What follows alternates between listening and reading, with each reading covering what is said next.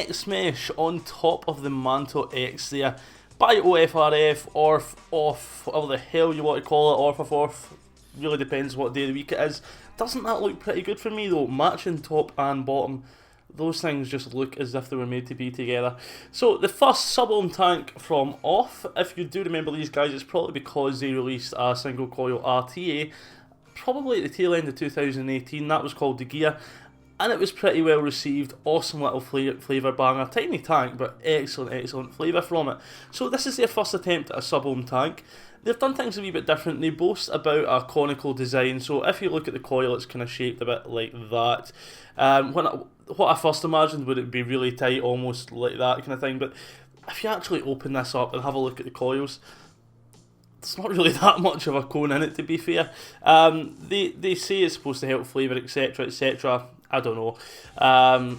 Certainly what I can tell you straight up is that it does produce really good flavour.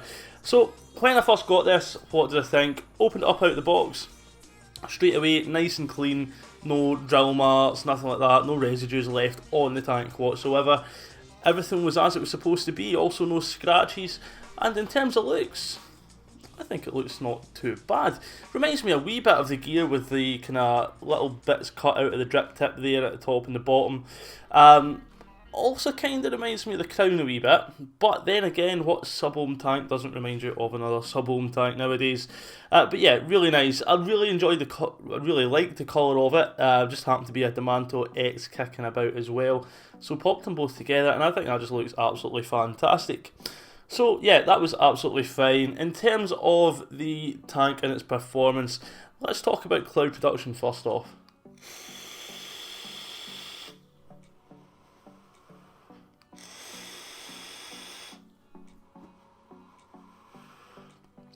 It is a mesh Sub Ohm Tank. It produces big fucking clouds.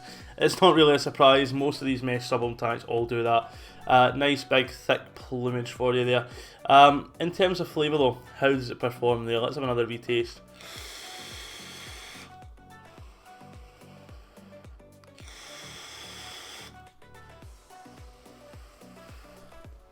So I have got Berry Burst in there from Just Juice, and I am getting really nice, crisp, sharp flavour coming through there. The Colada kind of cooling agent as well comes through really nicely on it. So the flavour produced here, I can't really fault it. It's probably not jumping out as like the best tank I've had. I think probably the Falcon King would overtake this slightly, but that's not to say it's bad. The flavour from this is still absolutely excellent.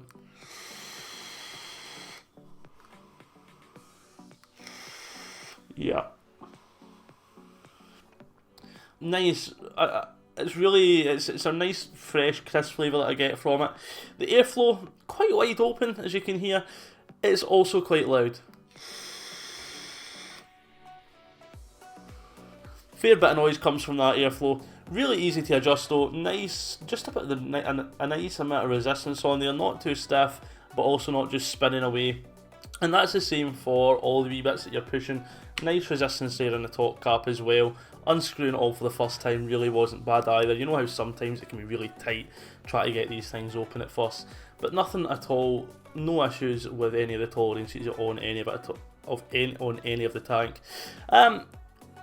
The coil life on this, so I got this weeks and weeks ago through Vape Heads, thanks to Marcus.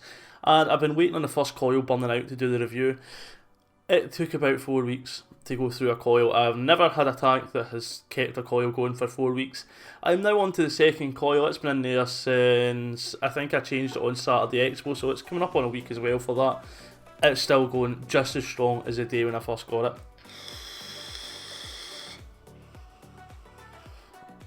That is like, it still tastes exactly like a new coil.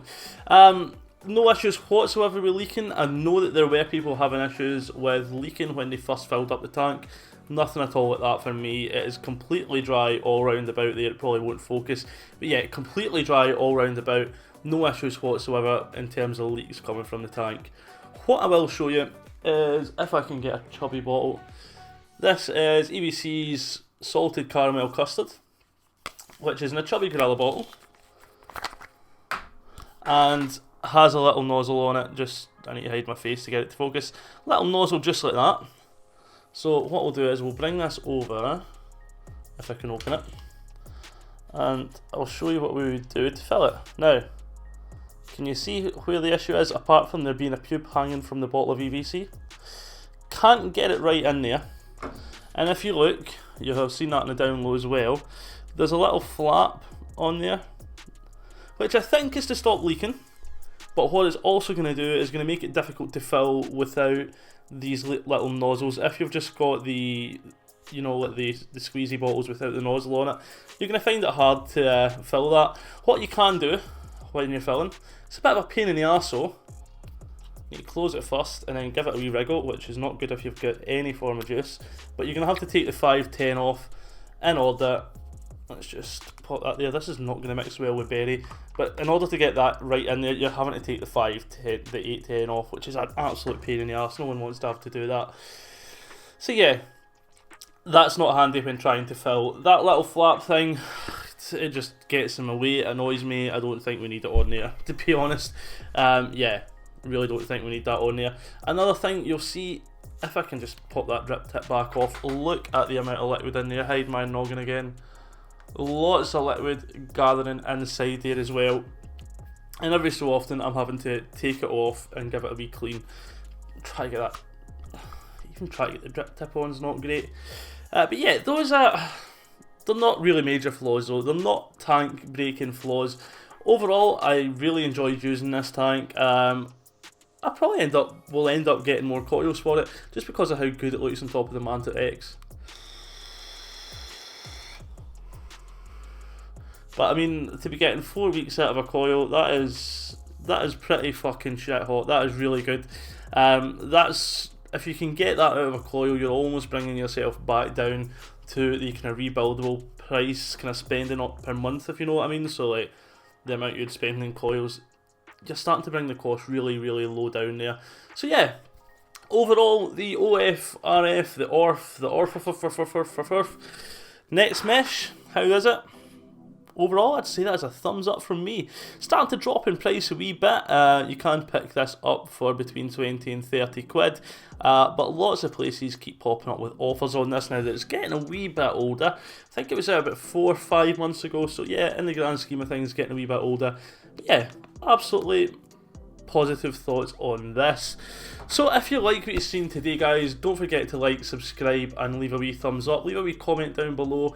Head over to vape-tube.com and don't forget to do the same there as well.